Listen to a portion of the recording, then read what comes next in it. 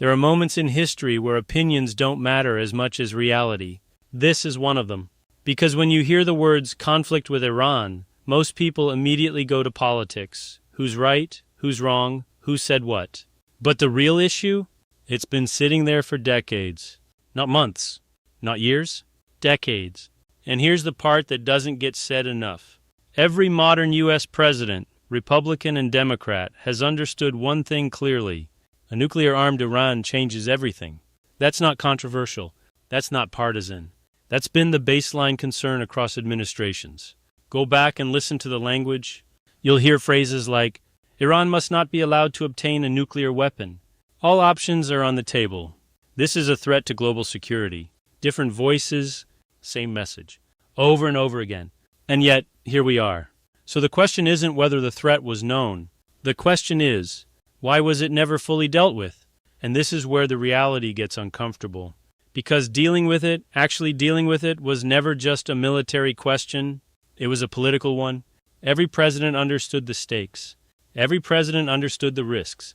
And every president understood something else. Doing what might be necessary could end their presidency. War, real war, not talking points, is messy. It's unpredictable. It's expensive. And politically, it's dangerous. So what happens? You negotiate. You sanction. You delay. You apply pressure. And sometimes you pass the problem forward. Not because leaders don't care, but because the cost of decisive action in the moment can feel higher than the cost of waiting. So the timeline stretches, administration to administration, decision to decision, until eventually, waiting isn't an option anymore. Now fast forward to where we are. You can agree with the decisions, you can disagree with them. But here's the reality check. At some point, the conversation shifts from, should something be done, to, why wasn't it done sooner? And that's where we are. Now let's address the part that's making this even more complicated, the reaction here at home. Because right now, you're seeing something that doesn't usually show up the same way in American history, division during conflict. Traditionally, when the United States finds itself in a serious confrontation on the world stage, something happens internally. People argue before, people debate during, but when it becomes real, there's a level of unity around the fact that the country is now involved. Not agreement on everything, but recognition of the moment. And right now, that recognition feels fractured. Some people are focused on the politics of the decision. Some are focused on the cost, gas prices, markets, daily life. And those things matter. They do. But here's the part that requires a wider lens. If you're worried about the price of gas, that's understandable, but compare that to the global impact of a nuclear event, anywhere, but especially tied to a region like the Middle East. We're not talking about a temporary spike.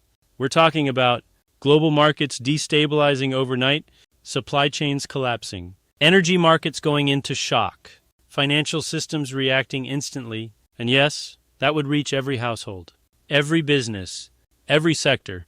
So the scale of the conversation matters, because it's easy to focus on what's immediate. It's harder to step back and consider what's existential. Now, none of this simplifies the situation. There's no clean version of this story. There's no scenario where every outcome is good. But there is a difference between reacting to headlines and understanding the timeline that led to them. This didn't start yesterday. This didn't start with one president. This is the result of years of decisions, some cautious, some strategic, some delayed. And now, the margin for delay is gone. So whether you support the current leadership or you don't, whether you agree with the decisions or question them, there's one thing that shouldn't be lost in all of this. The stakes are larger than the moment, larger than politics, larger than personalities, larger than the next headline. Because when history looks back at moments like this, it doesn't focus on who won the argument. It focuses on what was done and what wasn't. This has been your weekly reality check, where we look past the moment, remember the timeline, and understand what's actually at stake. Thanks for taking part in the discussion and caring. After all, we only have one planet. Be sure to join us on our next full episode when we look at ICE and the abolishment of that organization. Don't forget to like, subscribe, and share. Cheers!